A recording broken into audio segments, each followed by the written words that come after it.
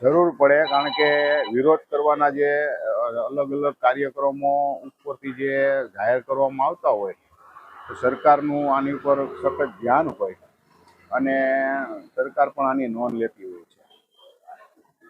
ભાવનગરમાં મુસ્લિમ સમાજે અનોખા પ્રકારનો વિરોધ દર્શાવ્યો. All India Muslim personal law board દ્વારા એક જાહેરાત કરવામાં આવી હતી કે વકફ બિલના અનુસંધાને પૂરા ભારતભરમાં 30/4/2025 ને રાત્રે 9 થી 9:15 સુધી 15 મિનિટ લાઇટો બંધ રાખીને અનોખો વિરોધ દર્શાવવાનું એલાન કર્યું હતું.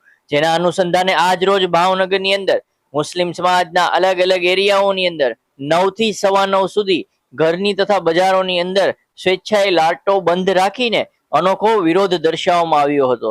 સંધિ જાગૃતિ ન્યૂઝ તંત્રી જાહિદ મદ્રા સાથે રિપોર્ટ ઇરફાન સોલંકી, ભાવનગર.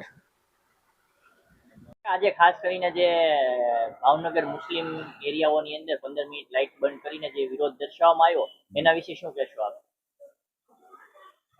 ભારત સરકારે વકફ બિલ જે પાસ કર્યું એના વિરોધમાં ભારતના મુસ્લિમ પર્સનલ લો બોર્ડ તરફથી વિરોધના ભાગરૂપે એક કાર્યક્રમ પૂરા દેશના મુસ્લિમોને જાહેર કર્યો હતો.